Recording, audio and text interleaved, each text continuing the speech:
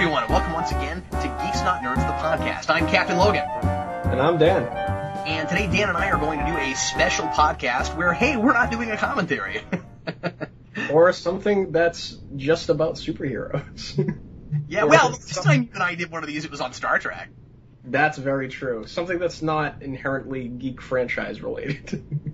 I decided to bring Dan in for this topic only because we've been discussing it a lot privately, and Dan had a lot of good ideas here, and I thought we should explore it together.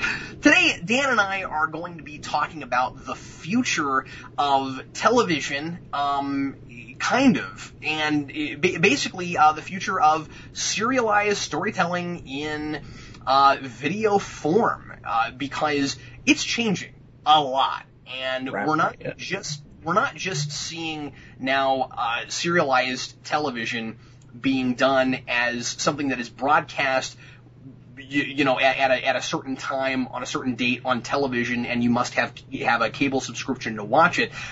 Very recently, we've started seeing Netflix making its own content, and this is going to happen with Amazon. I think it's going to start happening with a lot of other things, and so we want to explore a little bit what we think the future of television is going to be, how this is going to affect storytelling in the visual medium in general. Dan, why don't you pick a direction and let's get started. Well, one of the things that I thought was really interesting about the Netflix and the Amazon thing was I watched through all of House of Cards, the Netflix original series, and I've actually gotten to the point because there's not an accessible TV in my house at all times. Usually it's being used by my parents or my sister. I don't get a chance to sit down and watch television at a certain time. I'll watch it online or on Netflix eventually when it hits. So I was really appreciative of the fact that I was able to watch the show on my own terms, on my own time. I was able to watch a second episode if I really wanted to. I really liked the flexibility of it, and that's where I personally would like to see television go. Because we had talked a little bit about how the network system relies on how many people are watching in a certain time slot, and if you put something on a certain time slot, that detrimentally can affect how many viewers you get if you put it in a bad time slot, and the other way if it's in a good time slot. But now that we have shows that are being released on the internet where people can watch them at any time, that hurdle is completely gone. So I think it'll open the floodgates for many more different types of television shows to be produced on better budgets, possibly, and we won't have networks canceling great shows after like a season or 2 seasons or whatever. Well, you've just covered about every single point I had. So thanks already for listening. No, sorry. I think not at all. That was really well thought out, Dan. Well done. I gotta say, I think that what we're looking at is people finally starting to realize that because streaming video has become such an accessible thing online, that it's become such a reliable thing now, because I think what was really hurting it years ago was just that, yeah, you could stream video, but it was really glitchy. It was really unreliable. You would have a lot of buffering issues and stuff. And we had jokes forever on the first few years the first couple of years of YouTube. You would see jokes in movies and things where somebody would try to watch a video and it would be trying to buffer, and and I think that there was The Simpsons did a joke on that, and so I remember all those jokes too. So what we've got now is basically an outdated mode that is still being used primarily as the primary source of video, just because that's how we've done it for so many years now. Mm-hmm. And I think people are finally starting to realize that that the internet is a better place for this, and that it allows the viewers a lot more flexibility in when they want to watch things, and that, by extension, allows the people making it a lot more flexibility of what they can produce. Because, like you said, if we don't have to worry about time slots, and all we have to worry about is how many people are watching it, it really opens the floodgates to what we can produce. Because we used to have to worry about things like, well, nobody's watching TV on Friday nights. They're all going out partying. Well, now that's not a matter anymore. Right, and we're already seeing. I thought this was interesting. I didn't know this. When we had talked about this previously, but one of the I don't know if you were aware of this, but one of the TV shows that's being produced for the Amazon television streaming service that's going to be happening is a Zombieland sequel television show.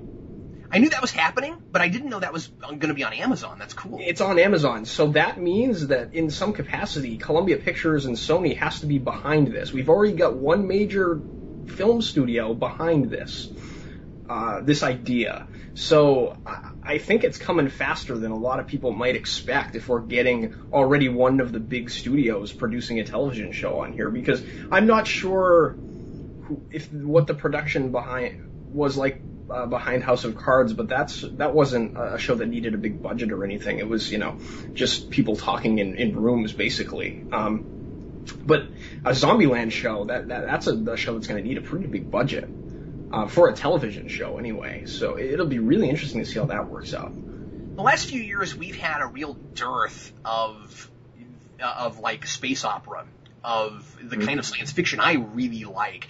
And I feel like there's been a dearth of a lot of things because a lot of networks have been afraid to put a lot of money behind something that requires a lot of standing sets to be built, and that requires actor recognition, so that you have a star that will have that will bring people to your show.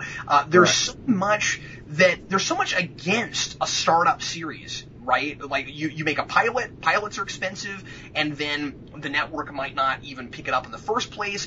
Then when they pick it up, a lot is riding on how many people watch that first episode and the time slot that it's in. If that doesn't go well, they might not even let you finish out the number of episodes they ordered.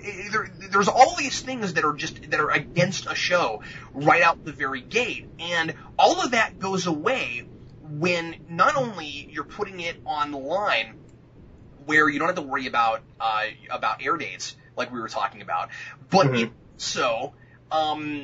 also changes the game in how money is being made, because it's not all about ad revenue.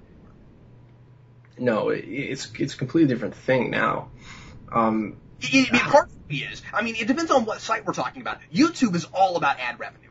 Blip is all about ad revenue. And we have professional series being made on those things, not by big studios. I think that even that is possible. But you've also got, when you go over to Amazon and you go over to, and I think I've heard even some of those other things like Hulu even is talking about doing their own original stuff. Wow. When they're doing it, that's all subscription based, Dan. The money is already there. So what they're doing is they're just using the money that they're accumulating through, because I don't think they sell ad revenue at all. I know Hulu does, but it's still subscription. But you go to like Amazon, they're not selling ad revenue. I mean, I'm sorry. Yeah, so their money they're already getting from our subscription money that we give them every month to have this. The beauty of it is they know already how much money they can put behind something. And the reason they make new shows, the reason they do original stuff, is the exact same reason Cartoon Network started doing original stuff in the 90s. They were showing all reruns of things, and original content brought more people on board. Yeah, exactly. And I think it's going to positively affect how people consume the entertainment as well, because if you think about, we had talked a little bit about the blurring between film and television as we were seeing it. I think we'll cover that a little bit later. But yeah, I'm glad you mentioned that. That is a major component to this. One of the things that's really hurting the film industry and the television industry to some degree, because people aren't watching it on the time slots, is piracy. And if you think about the amount of people that subscribe to Netflix just so they can watch movies and not have to torrent something, it's a very convenient to stream things. If you can convince someone to pay $8 to have a library of things that are old that they could watch, or running TV shows, old seasons and things, it's very easy to convince them to keep that subscription just so they can watch all new original content as well, and you don't have to deal with people pirating them and taking money from the budget that should be going into the show and into the studio. If this happens with films, that would solve that problem almost completely. Like if they make original standalone films, not just television shows on Netflix, their problem's solved. The subscription-based model for streaming television and movies and video in general, I think is a brilliant model. I think it's a beautiful model. I think it is beautiful for the consumer as well as for the company making it, because I love this kind of business. What it does is it gives us something that feels like we're constantly getting more and more stuff for the same money we're giving them every month. Mm-hmm. What it does for the business is they feel like they have to keep giving us more and more in order to keep us staying with them and to bring more people on board with them. Because people are couch potatoes, and what if they watch everything they care about? Right. So that's part of it. So they've got to keep us interested. They've got to keep us satiated. So like as long as that subscription price doesn't ever cost too much, as long as we feel like we're getting what we're paying for, I think it's a really healthy model. I think it's great for everybody. And I also think that this competition is healthy. I like that we've got different, at least right now, and it's going to be interesting to see how this changes, right? Because this is a hugely evolving, ever-changing kind of thing.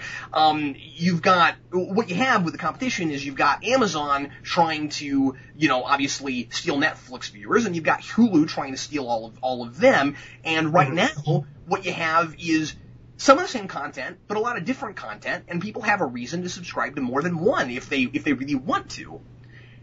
Mm-hmm. And so I don't know. It's just as long as you have these companies competing against each other, trying to make their streaming product better for the consumer, it's only good for us, whichever one or whichever ones we decide to subscribe to. I don't know. I think it's really exciting. I never thought I could pay $8 a month and I would have access to all of Star Trek and a lot of cartoon shows I like and all this stuff. Like it's really, really cool. It is really cool, and like you said, it's that healthy competition and the relationship between the business and the consumer. It's only a win-win for both sides, because the more content they put, the more money they're going to make, and the more we're entertained for the same price. It's awesome. I think it's really cool that I'm able to watch shows like the Spider-Man animated series, which hasn't even been released on DVD in a complete box set in the U.S., but it's all on Netflix. I can go through and watch all of it. I love that about a lot of power. I love that about. Yeah, I love that about it, and I don't know. It's just such an interesting venture for Netflix, I think, because you had mentioned the pricing of it, and it may be going too high. And I think Netflix learned a very important lesson when they tried to split it off into those two things. I forget what it was called. It was called Quickster or something, so you could get the DVDs in the mail, and they had the streaming service separate, so you would have to pay like $16 a month as opposed to $8, where you would get both services for the $8 before. And now, after that uproar and they lost like a bunch of their subscriber base, they went back to their old model, and they seem to be doing very well. I mean, look, they're producing their own TV shows now. So I got to stop you for a minute, Dan. I don't think they have gone back to their old model. I think if you add DVDs, it still costs $16.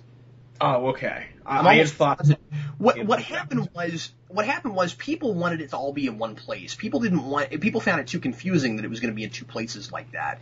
and that just seemed like a bad business model all the way around. But I think the pricing has stayed the same. I think because the thing is, I, like a lot of people, jumped down to the $8 thing when they decided that the DVDs were going they were going to double it, and okay, you get DVDs and streaming.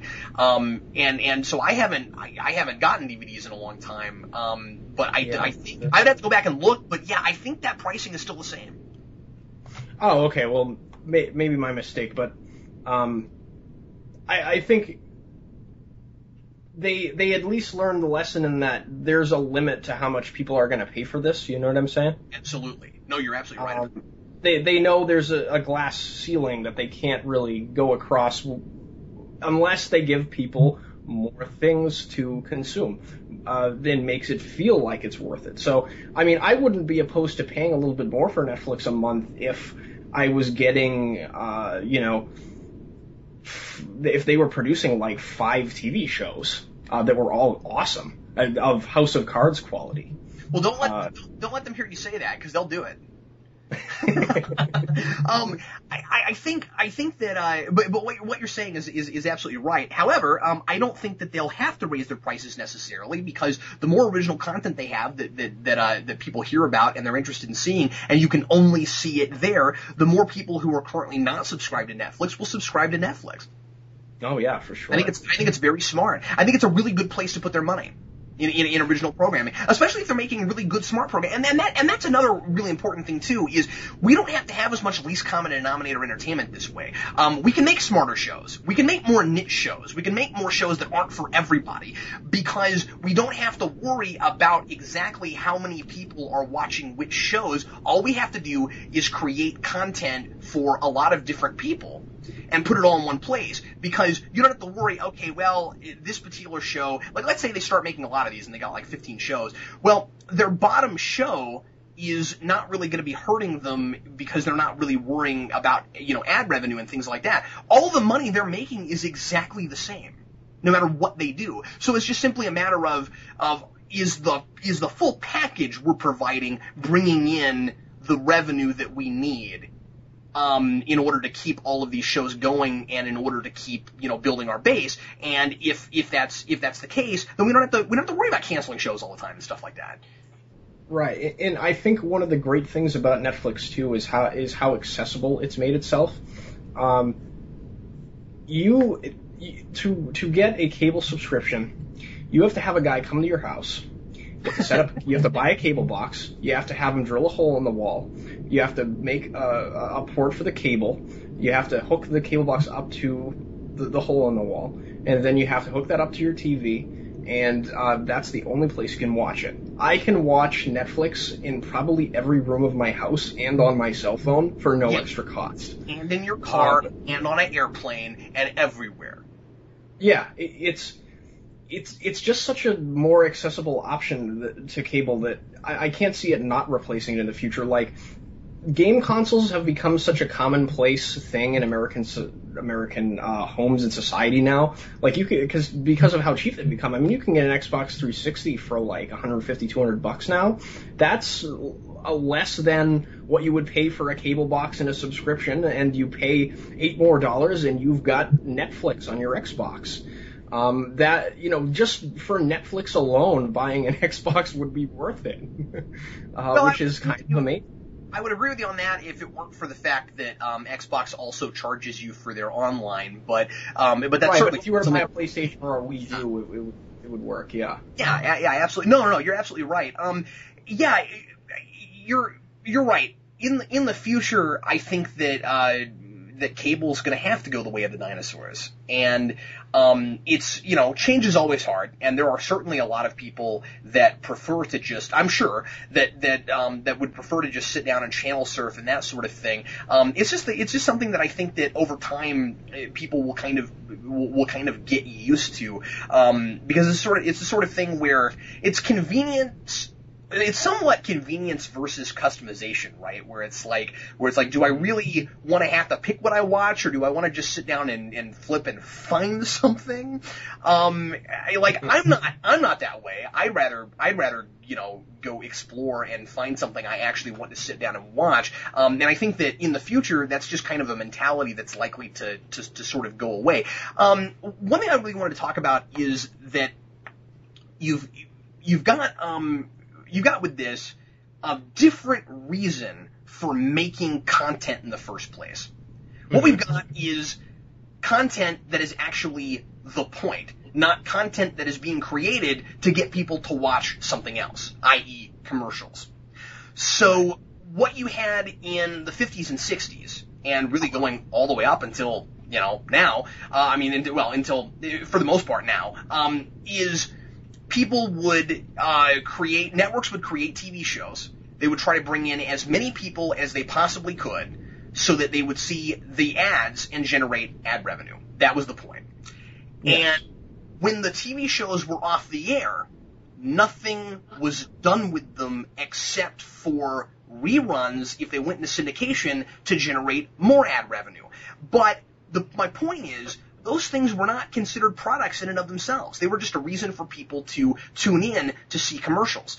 Now, beginning with really, there was a little bit of this with VHS, but beginning really with DVD box sets, suddenly everything that has ever been created for television that someone still has in a vault somewhere is a product. That's a very good point. Everything. And now, it's gone all the way to the point with Netflix and Amazon, etc., where the content is the point. And it gets posted, and people watch it, and through whatever device that we're generating revenue, be it ad revenue on certain websites and a subscription-based thing on other websites, it's always there. And it is the product now.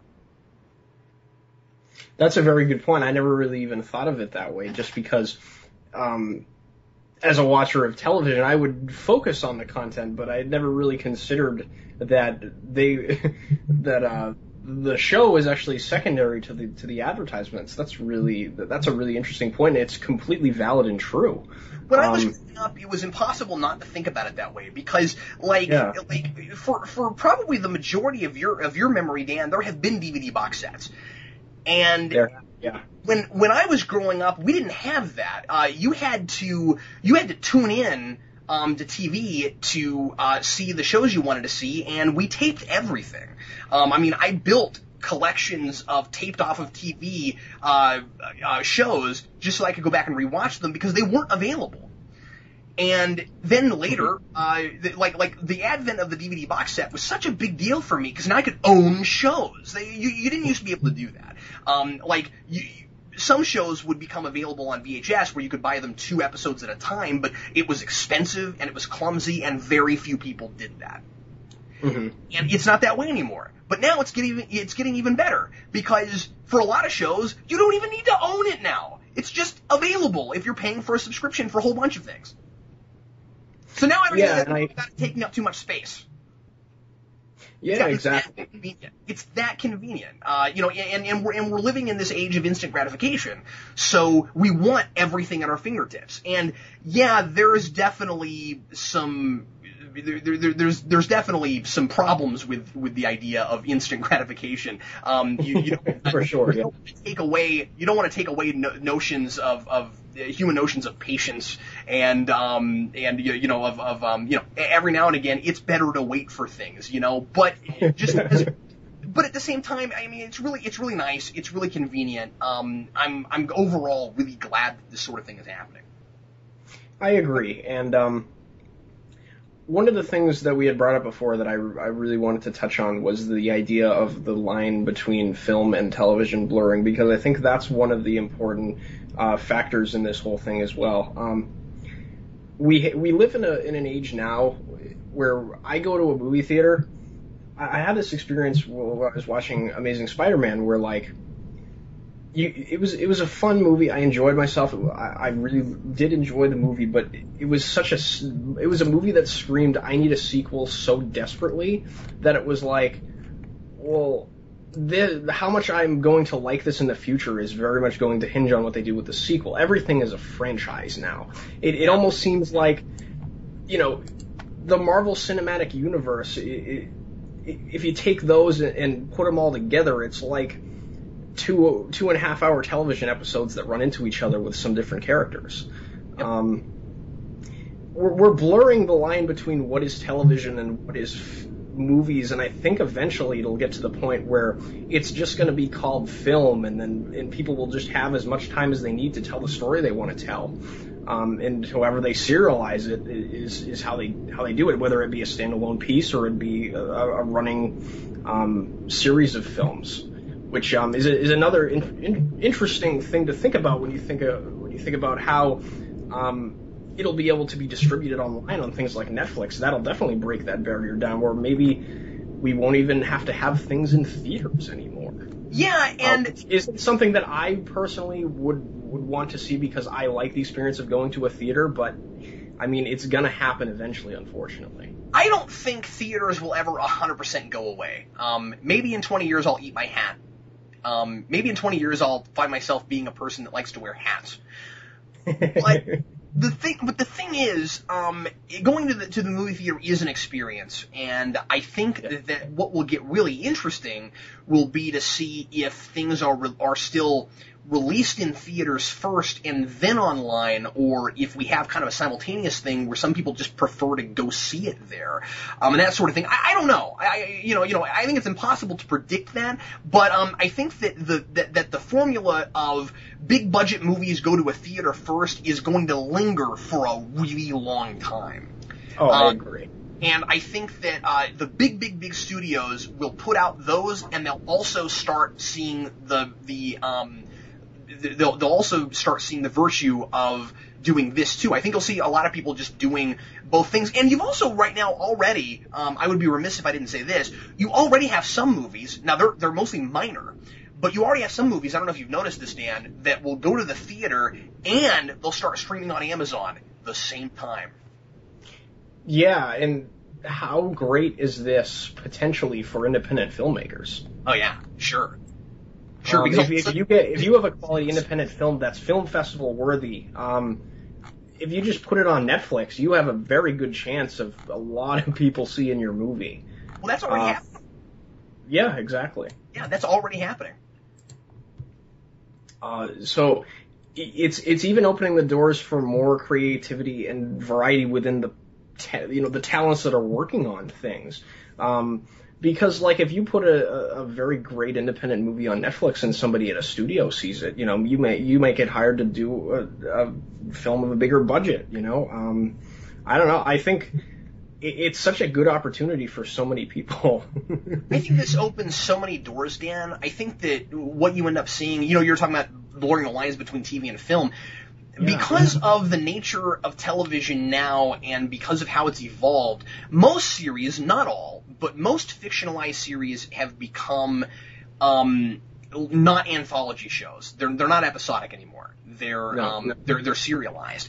And a lot of that is because you can use cliffhangers to get people to keep coming back. So if you have a huge story that feels more like a film, and as things have evolved, it's become more cost effective to make things look more cinematic on screen. I remember when 24 started and going, oh my god, this looks theater worthy, and feeling I had never seen anything like that before. That's becoming commonplace now, and because of that, so many of these shows are that way because they feel like they need to be these long, complex stories to get people to keep coming back every week. I think that will continue online. I would like to think that also you'll start seeing more anthology shows again because they don't have to worry again about time slots. So you could come up with a show that works better as an anthology thing, and basically you've got little mini movies. And they're available online, and like we saw with House of Cards,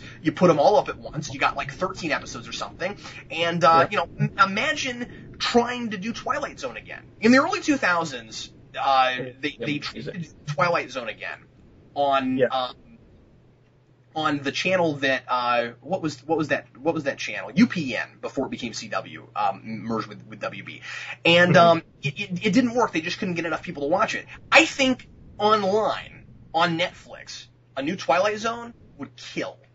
Oh, that'd be great. It would kill. Everybody would watch it. Yeah, you're definitely going to get to play with the way stories are told on film much more, because when watching House of Cards, it kind of reminded me of the difference between how comic books used to be told in a more episodic format that built into a larger story, whereas now we have story arcs that are collected into trade paperbacks, where it's one long story, but it's split into parts just because that's how it's released. House of Cards plays like a 13-hour movie, and that's why I kind of, when I watched the first episode, you want to watch more, because the story just feels like it keeps going. Like you could sit there for 13 hours and the character starts in one place, ends up in another one by the last episode. His character arc runs throughout the whole show. It's not like he has multiple places to go between the episodes and things.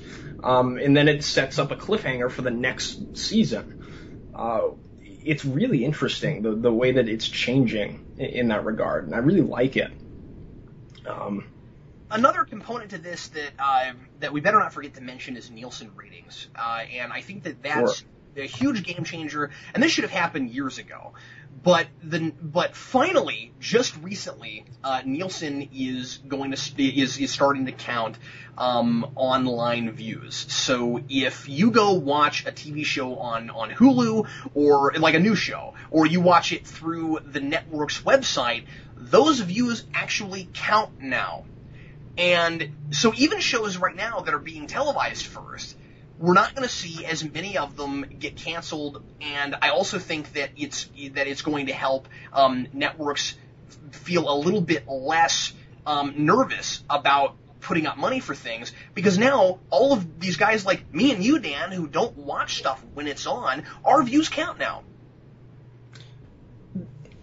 See, that's awesome. And when we were initially talking about this, I had thought that that was sort of the end all be all of this whole situation. But now that I'm sort of thinking about it, if we're counting the online views and not going with the just subscription based revenue thing, I mean the revenue, that's going to still be the same source of income. But do you think that if we get all these view counters and things online, that we'll eventually see ad revenue become a part of money making with this online thing? Because if a company has the potential to make more money through advertising, they're going to do it. Yeah, it's a really good question. You don't want to see it get overblown, like some people would probably argue has happened to YouTube. And the thing is, you already have that with YouTube. I mean, like, you can't underestimate the kind of money that some independent producers that have subscriber counts and view counts in the millions are making on YouTube. That's the thing, is that not only are the lines between TV and movies being blurred, we've also got the lines being blurred between independent and mainstream. Which is really interesting. So I don't think what we're talking about is whether or not that ad revenue will become a part of this. I think we're talking about two different models. I think we're talking about a model on some websites right now that's ad revenue, and another model that's subscription based. Because the only difference between YouTube and Netflix is that I can post things on YouTube and I can't post things on Netflix. True. Yeah. I just wonder if advertising is going to become a bigger part of it once you get viewership, once you take viewership into account online. I mean, even if we're not doing a subscription-based, if we're doing a subscription-based way of making money, I wonder if eventually, if Netflix becomes that big of a thing where we're getting television shows exclusively put on here, made by networks and things like that, I wonder if we're going to start getting ads on Netflix, you know what I'm saying? You have to hope not. I feel like that's too greedy. That's just my personal opinion. I mean, I do too, but there are... I don't want to see that. That could happen, but hear me out for a second. I don't think I think it could happen. Yeah, I think I could see them wanting to start selling ad revenue, although interesting how long the streaming thing has been going and they haven't done it yet. Because I don't think making their own original content is necessarily going to lead to that. And you mentioned networks. I don't think Amazon and Netflix are going to allow other networks to produce content for them. They are trying to look at themselves as TV networks. They are one channel. They are on the internet. They make their own programming and they post it and they get all the money for it. If they're doing well enough, what is the point of letting anybody else in on that pie? So basically the way you have to look at it, Dan, is the internet is the new TV, and every website that streams video is a channel, like a channel on television. So Amazon is channel Amazon, and they make their own content, and they also have, plenty of other content that they outsource, I suppose. But like, I don't think they're going to accept any other original content. I think it's the other things they stream. I think it's the same thing in a way as syndication. I think the way I would sort of look at it though is, if you're a TV network and you're worried about your audience going away because of this Netflix thing, and you already have a contract with this company to stream most of your supposedly before TV shows that were doing well on their website for a subscription base, and you've already got a huge install base of audience subscribing to that. Why would you not want to put new original content on there where you would have to have someone pay for an additional service just for your content? Okay. You've already got an audience there. Sure, but again, it's two different models. So if they're streaming stuff, like let's say we're talking to NBC.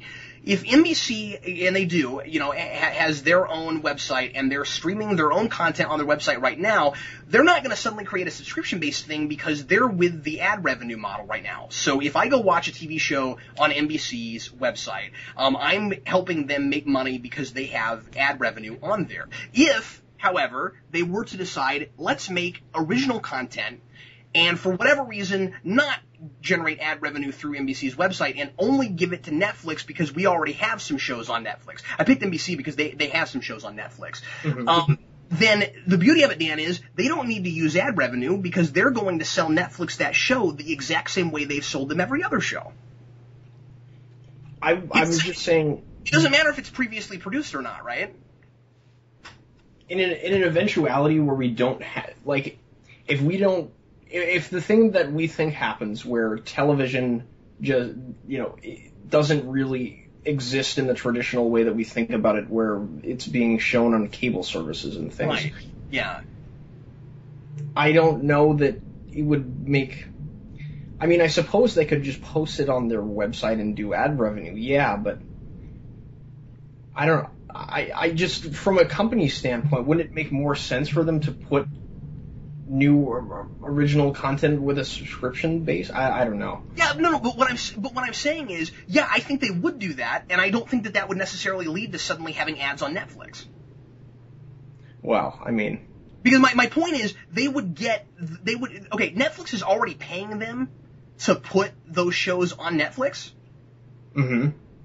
You see what I'm saying? Like, they're already getting money for that.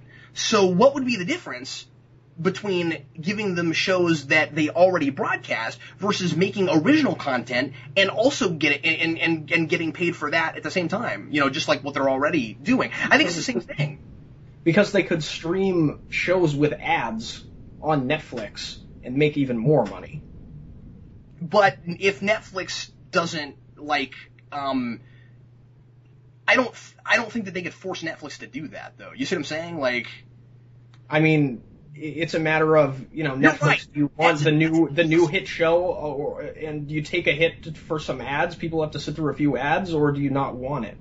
I don't know. I hope the heck that never happens. I could see that as an eventuality, but at the same time, I think that they would be really risking turning a lot of people off because it's like, I'm already paying for the subscription. and you're putting ads in front of it. I could be wrong because I don't have a Hulu subscription. Do you subscribe to Hulu? I do not. Okay. But somebody in the comments let me know about this because I just don't know. I think if you subscribe to Hulu, you don't have to deal with ads. But if you don't subscribe to Hulu and you just watch, and of course you get additional content, and you just watch like their free service, which gives you like access to new shows, I think they do have ad content. Right now, at the very least, it's two different models, and I like to think it'll stay that way. I'd hope so too. Because that would be ideal, where we just don't have to deal with advertising at all. But I think it's at the same time a little bit too optimistic to say that all of the companies that were paying for advertising and marketing products to consumers through television are just going to throw their hands in the air because television doesn't exist anymore and not advertise anymore. Well, I'm with you. When we get to the to that possible eventuality of just television and the internet are the same thing and they're not separate anymore, yeah sure. But I think that's a long time down the road. I hope so too. I hope we live during that transitional period where we don't have to deal with it at all. That far down the road, things are changing so super fast. One of the craziest things about this is just how quickly it's happened. I mean, like, you know, YouTube. It's amazing how young YouTube still is, and how it's changed since it started. And I mean, like, geez, you know, just 12 years ago, I could not have foreseen this streaming TV and movie thing being what it is. I could never have begun. You know, I was streaming on Netflix before streaming on Netflix was a thing. Like, when I don't know if you know this, but when they started that, because here's the thing, I was renting DVDs through Netflix, so I was already doing their monthly service, but when it was just like you get DVDs, and this was back in, I want to say 06, 07. Maybe, yeah, it was 06 or 07, and they when they first added streaming, they gave you it was really funny. They gave you 10 hours a month of streaming. And then you didn't get any more than that after that, and they didn't have all that much stuff available. Interestingly, Xena and Hercules were two of the first shows they put on there, and they're still there. That's awesome. And that's how long I've been subscribing to Netflix. And then eventually they made it unlimited, and then it took over, and that all happened really fast. Yeah, how young is Netflix's streaming service? When did it start? 06, 07. Damn. I can't believe that it's happened this fast. See, you're right. Maybe we aren't as far off with that eventuality we were discussing as we think. Man, see, I don't know. I really hope we get to a point, because personally, like I had said before, I don't really care for the way you have to tune into television each week, just because we're getting to. I think the way people's lives are changing, the way people live their lives is so different now than it was when that traditional TV model was set up, where, like, you know, everyone would go to work and come home at the same time, and you know, that's changing so much now that. You know, being a college student, I don't have time to sit down at 5 o'clock or whatever and watch my shows or soaps or whatever people sit down and watch it at a certain time every day. You know what I mean? People are always on the go trying to do something, so it's almost a necessity of people's lives now to have entertainment presented to them in this way. Yeah, and at the same time, I think it's important to note, especially because of the way you know independent people do stuff on YouTube and Amazon, or Amazon, YouTube and Blip and stuff, that some of that tradition won't necessarily have to go away. For example, there are definitely things that are more fun to watch live, so there are reasons to tune in at a certain time for some things. Sure, got all this live streaming going on now on the internet. People are eating it up. People love it. I love making live shows. I love forcing people to have to tune in at a certain time, or they're going to have to watch it later, and it's just not as fun. I like watching stuff like that. It's great, and I also don't think that the model of having to wait for episodes to show up necessarily has to go away for everything. Now, I like, with something like House of Cards, feeling like a 13-hour movie, I think that it's really good that they are making a season and then they post it all at the same time. But again, to go back to my previous example, if they were to come back and make, say, new episodes of Twilight Zone, I'd almost rather them not do it that way. I think it would almost be more fun to have to wait every week. Yeah, exactly. And that would be an interesting, another interesting way and variation in our ability to consume entertainment and the creators' ways to give it to us. This is allowing for a lot of creativity that TV doesn't allow for. People can be so imaginative about not just what they make, but how they present it. Yeah, and you were talking about the live streaming thing too. Like, we have it already on YouTube and a lot of sites that you're allowed to just post content that's not necessarily professionally made with a huge studio behind it. Like, I wouldn't be surprised if we don't get live television shows being streamed on Netflix where you tune in at a certain time to watch it. If it's like something that's akin to American Idol will probably be over before this happens, hopefully. But a show akin to that, where you want to watch it live and vote and all that sort of thing, you'd be able to vote. They'd be able to vote people off within the hour, possibly, if you had people call in and text as to which performance they liked or disliked. You wouldn't have to wait. Yeah, and how cool would it be if you could stream mainstream shows like that that are being posted live, like, on a tablet? Oh, that'd be amazing. I mean, like this kind of thing needs to happen. We're already seeing like live streaming going on with like sports and things if you have a cable provider, but it needs to get to the point where you don't have to have a cable provider to watch that stuff. I ought to be able to follow the NCAA tournament on my cell phone if I'm paying for internet. We ought to get to the point where we can do that.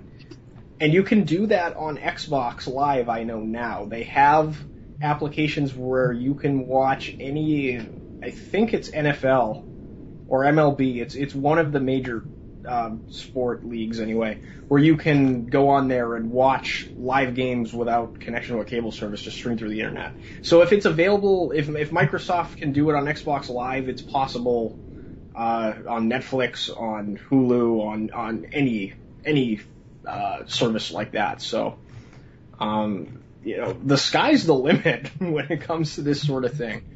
I just think that this is a really exciting time to live in. And I'm not saying that there aren't problems that come with this. I'm not saying that that there's not a good possibility of companies, like we were talking about earlier, being greedy and hiking up prices and making all of this a whole lot less fun. But it's just interesting to see it change the way it's changing. Yeah, it'll be interesting to see if it matures into the what we would ideally like to see happen or not. Because it'll all be dictated by how consumers respond to it, obviously. And the cable companies will do everything they can to prolong it and that sort of thing. So I mean, like, it's not going to happen. It's going to happen fast, but I think it would happen faster if there wasn't so much business involved. But it's a business. What are you going to do? Mm-hmm, for sure. But then again, we have major film studios like Columbia Pictures and Sony backing a TV show on Amazon. So maybe that's a film studio. So maybe we'll the studios that don't transition over to this fast enough will be the ones that are left by the wayside. Sort of like the people, the radio hosts in the 50s when television became a big thing in American lives. The people that transitioned over to the television were the ones that had continued careers and were still prosperous, and the people that didn't and thought that radio was still going to be around, their careers died and they were never heard from again. It'll be interesting to see what happens.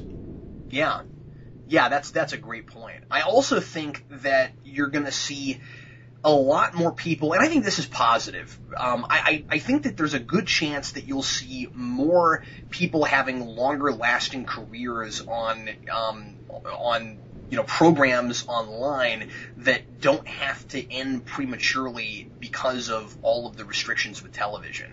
Because for the last few years, it started to really look like the days of the guy who's on the host of a TV show for 35, 40 years is kind of dead. Like, it's hard to see. It's hard to, with a few notable exceptions, it's hard to look at TV right now and say, there's a guy that's going to be there forever. And you go to the internet, and there are all these independents that are making careers doing their own stuff on their own websites. They've already been around for a lot of years, and I look at people like, James Rolfe, and I say, that guy's going to be doing this forever. Oh yeah, I mean, I'm thinking about it now. Larry King has retired or is close to retiring. I'd heard about that happening. I'm not sure if it's happened yet, just because I haven't been keeping up with it. It has. He has, and they just fired Jay Leno again from the Tonight Show. So he's a guy that not a continuous run, but he had been on for a while. I think Letterman's one of the only ones that's still a long-running talk show host on one show on television for that I can think of. Yeah, and I don't want to get too much into this because this is off topic, but from everything I've read and heard about it, I'm actually kind of excited about that because Jimmy Fallon's plans for that show is pretty exciting. Oh, really? Oh, I just had heard that Leno was getting fired tonight at dinner. That's all I really know about it. Fallon is getting, from what I've read, Fallon is getting the Tonight Show. And he wants to go back and do it like Carson did it. He's a huge Johnny Carson fan. And awesome. he wants to class it up and do it and go back all the way. Actually, even somewhat before Carson, because, and again, I could be wrong about this, what I've read is that he wants to go back and make it live again. Ooh, that would be awesome. And what he said when they brought it to him is, I will do this show on one condition, but I'm not gonna, I think what he said was, I'm not gonna tell you what the condition is until we sign. And they were like, okay. And then, at least that's what I heard. And then, what the condition was it's gotta go back to New York. Oh, that's cool. And so they're taking it back to where it used to be. I mean, like, that's exciting. I think that show's gonna be great. And I like Jimmy Fallon a lot. So I think that's gonna be cool. Yeah, I think Jimmy Fallon's great. I was just scrolling through Netflix as we were talking about this too, and this made me think of, just because we talk about superheroes so much. And there's so much superhero content available on Netflix now. How great is Netflix as an entity for the animated films that both companies are going to be producing? Oh, what a great DC was all worried about how DVD sales on their animated films were struggling and all that sort of thing. Netflix solves that problem. Yeah, it does. Now, I don't know how much money they get for putting that on Netflix. Right. But if Netflix becomes a bigger thing than even it is now, that's not something they're going to have to worry about at all if they want to continue doing them. I think you're right. I think that's why they've been putting those on there. I don't know why they haven't left them there. Yeah, I mean, I've seen a few of them. I see, like, All-Star Superman's on here right now, Superman versus the Elite. But if they were releasing these at the same times as DVDs, they might see a better, spike in business. And that's another thing I think we should talk about too. Is, good physical media. I just thought of that too. Go ahead.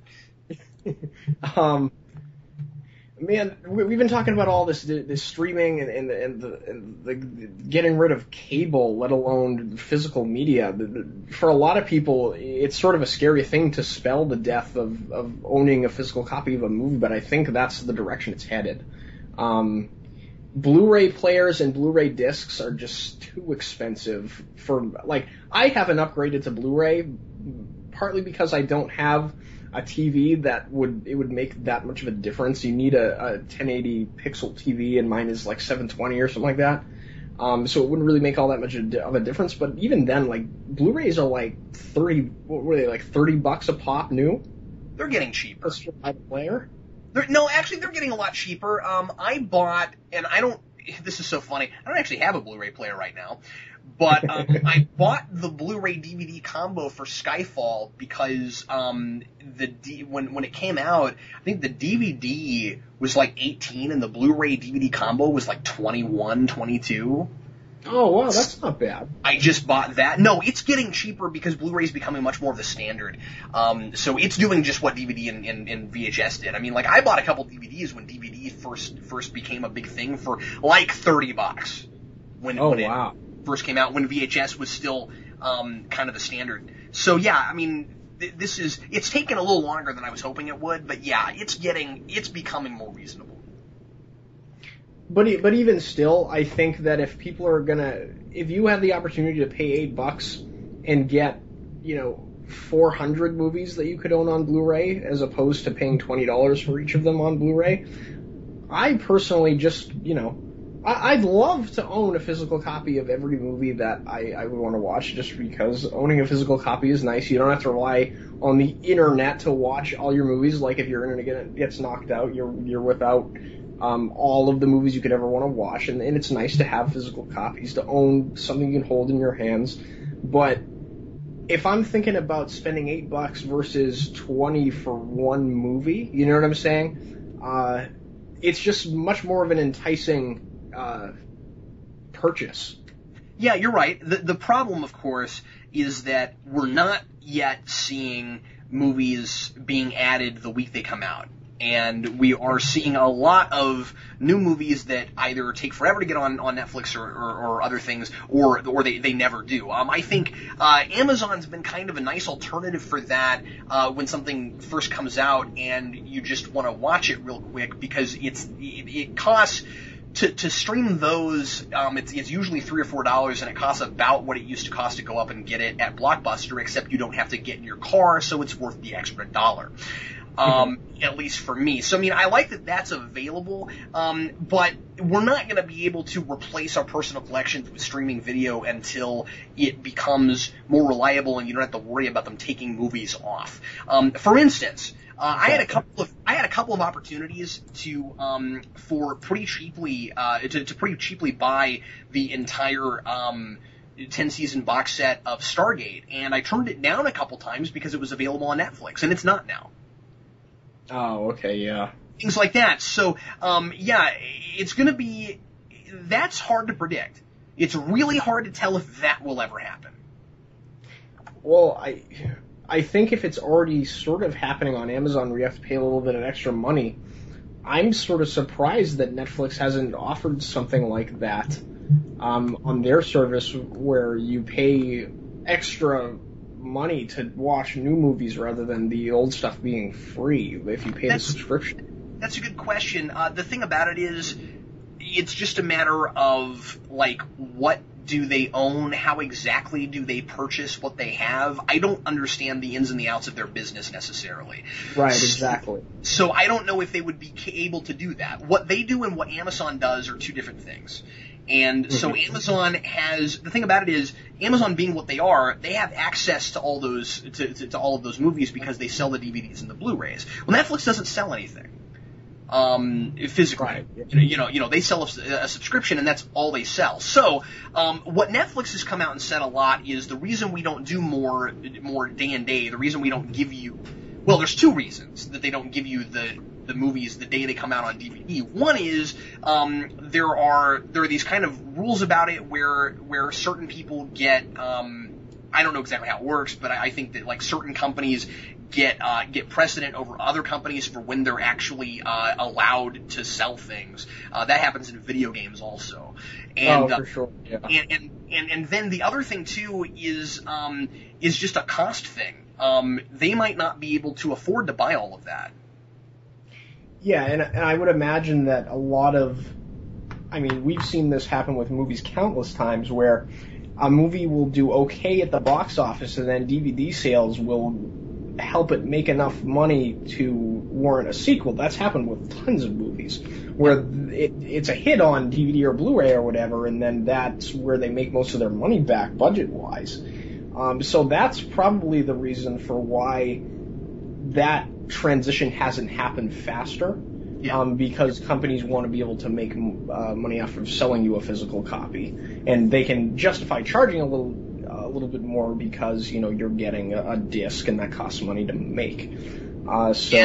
Yeah, that's a great point. There's one more, I think, really important thing to note here that I just thought of before. We've almost been at an hour. I think we should quit here in a second. But I just thought of something that I think is really important, Dan, and that is there is a huge thing, a really important thing that we get on Blu-ray and DVD that we don't get at all streaming whatsoever right now. Yeah. And that's special features. And they could very easily make that stuff available. It's just not available yet. Yeah, it's not available yet. It also might not be cost effective to make it available. A lot of those costs in making those special features and things are probably recouped in the DVD sales, and also those are things that they make to help promote the product. So when you're buying a DVD or a Blu-ray now, it's not a matter of just owning the movie, because as we can tell now, there are a lot of different avenues to watch those things that we didn't used to have. So the big draw for buying a box set of television or buying a DVD or a Blu-ray of a movie is that you get all those special features, and that's how they're selling us product. So it's hard to tell when we're ever going to be able to have commentaries and things like that, on Netflix and streaming things like that. And I almost think it's going to take the death of the physical copy before that happens. I think it'll either become a thing where it'll be the death of the physical thing where you get the special features online, or they'll have an option where you can watch just the bare bones version of it, and then the bonus that you get with buying the physical copy is the special features, like it's been with the deluxe and regular versions of DVDs that they have now, where you can just buy the movie by itself, or you pay like $5 extra or something and get the deluxe edition that has all the special features. And if they put the thing online for that much cheaper, and unfortunately, I don't know that other than people like us that love film and love the craft and the process of it, and hearing commentaries and watching the making of featurettes and things, I don't know that that's a huge demographic for just general audiences, if you know what I mean. Like, as a kid, I didn't really watch special features all that much, just because I just watched the movie and be the end of the programming, I guess. So I don't know if that'll spell the end of special features themselves. I would hope not, because I love special features personally. I don't think that will happen. Two things. First of all, when I was a kid, it was just this giant novelty, so everybody watched special features because it was like, wow, cool, you can actually find out things about the movie you're watching. When before you'd buy the VHS, and that's pretty much what it was. But you have to remember that the special feature has existed in some form forever. Really since mostly since the beginning of television. I mean, not the beginning of television, but pretty much since we've been showing movies on basic cable, because you had a lot of like making of features that would get aired on television as TV specials a lot before DVD, and a lot of people watched those, and they weren't just fanboys or geeks and stuff. So I don't know. I think that I think commentaries are more popular than you're thinking they are. Well, you're saying that before DVD, those featurettes and stuff were aired on television. How often does that happen now? Well, it doesn't, but that's because we have it on DVD. It's gonna stick around in some form. I don't know. I'm saying that maybe people aren't as interested in it as they were before in a general audience sense. I think because in a world where reality TV is as popular as it is, you're totally wrong about that. Well, I'm just saying people love watching things they think are real, and they like I don't know. I think a lot more people watch special features on DVDs than you think they do. Well, I mean, I don't know. I just don't know. I personally don't know anyone besides myself that watches special features, but Oh, well. Maybe that's just my limited demographic of people in my Maybe life. so, because I certainly do. But I don't know. That's not here or there. I just think that's become something I think people are kind of used to. Just having that. I don't know. But I had sort of the opposite experience because I grew up in a house of like people that watch movies but weren't enthusiasts of film and like big fans of television and that sort of thing. You know what I mean? The special features were like an afterthought. Like they like I grew up not being trained to look for those. You know what I mean? That's why I never watched them. Oh yeah, but sure. I don't really know. I can't speak for everyone, I suppose. Yeah, fair enough. Well, I hope that they don't go away because they're awesome. Yeah, I don't think they're going away. I also think that the death of the physical copy is a long way off. Mm-hmm. I hope so too, because I like having the option of both. I'd like to ideally live in a world where we have that sort of variety, where it's not one or the other. I'd like to be able to choose. I think you're going to see a lot more limited release stuff. I think you're going to see a lot of things that are made online that either don't go to DVD or they don't make very many. There's a good question. Will they put House of Cards on disc? That's a very good question. I'm not sure about that. Okay, here's the thing. You could have a point when it comes to things that are made directly for streaming. Because right now, we've got a TV show online that's new. It's not really a TV show. It's an online show. It's called House of Cards. It's got 13 episodes so far for the first season. No special features yet. That's interesting. Mm-hmm. Will there ever be? And if there never are, and this becomes a standard sort of thing, and I really don't think that'll happen, but if that's the case, then you've definitely got a point. If the future of this is most things get made online and TV and internet completely blur, and then like are we gonna have special features just because we don't have it on a disc in the first place? I don't know. Maybe. I'd love to think that won't happen. I'd love to think that eventually they will post special features for that, or maybe House of Cards they end up making DVDs of, because I mean let's face it, we've got people who make independent shows that they keep all their shows up online, but they still sell discs of them. Yeah, I know there's a collection of the Angry Video Game Nerd episodes on DVD, for example, that you can buy. Yeah, I'll go on record to say I plan on making a box set for Spawn Year. Heck yeah, man. And I'm not going to delete the videos for Spawn Year, but once again, a lot of the reason I'm going to make that box set, Dan, is because I've got a bunch of special features that I'm not going to put online, that I'm going to put on the box set. Yeah. So it'll be interesting to see how it goes. Exactly. Like I said, I mean, special features going away would not be cool. I would not be okay with that. But like you said, if it's not something that's cost effective and it does blur, money is so much more important to these people than anything else. You know what I'm saying? Sure, exactly. I don't know, but it's such an interesting prospect, isn't it? Well, and I think that's the reason that you and I have had so much debate during this podcast, is that there's so many different ways it can go. It's really hard to predict it. So you and I both have to have different views of what it might be, but then I think we're both also pausing, going, but I don't know really either. This has just been an hour or so of us going, I don't know. Well, I think it was productive anyway, Dan. Oh yeah, it was. I'm just kidding around. We made a lot of good points about this, and I this isn't something that I ever thought that I had this much deep thoughts about, but it really is a complicated situation. Well, and it's really interesting because it affects. Obviously, entertainment affects the overall, culture.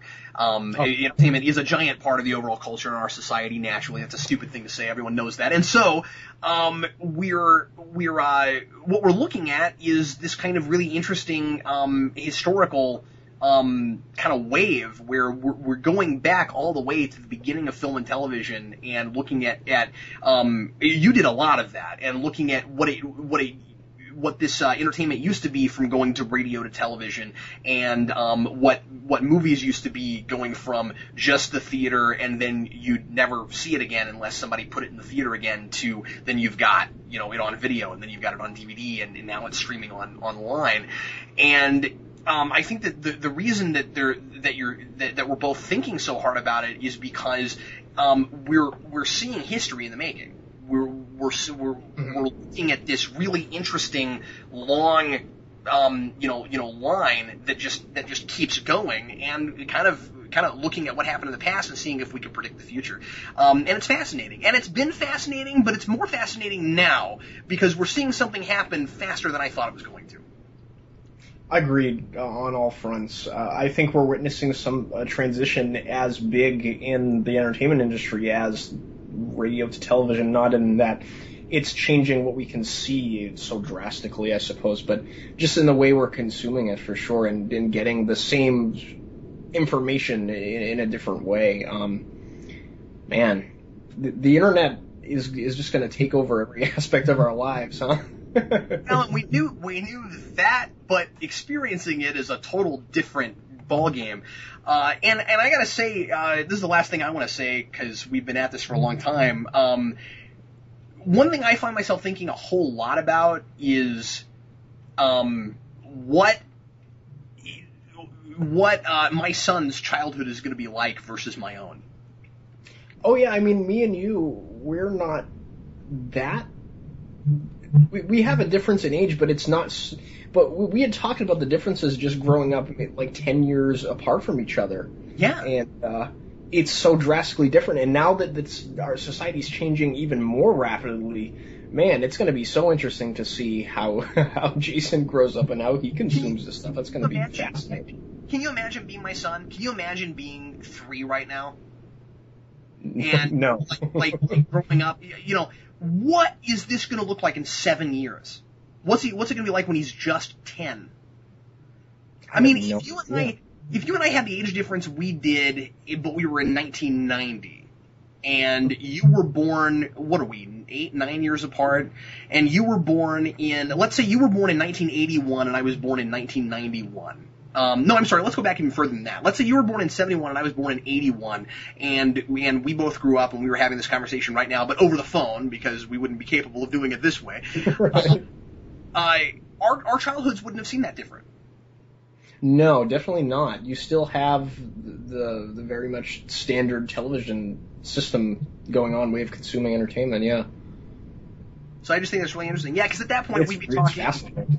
Yeah, I mean, if we were talking like 1991 or something, it'd be different, a totally different conversation. Yeah, it's the invention of the internet has sped up everything about our culture and the development-wise so much.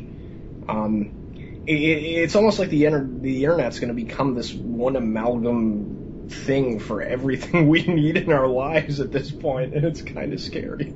Yeah, it's a little scary, and it's also exciting. I mean, yeah, at the same time. Well, hey, everybody, thanks a lot for listening to Geeks Not Nerds, the podcast. And Dan, thanks for coming on with me. I knew you were going to have a lot of insightful things to say, and you didn't disappoint, as always. Oh, well, thanks. I'm glad I didn't come off as incoherent or anything. Thanks for having me, man. I appreciate it. Oh, of course. Everybody, we'll see you again very soon with another commentary. I'm Captain Logan. And I'm Dan. And thanks again for listening.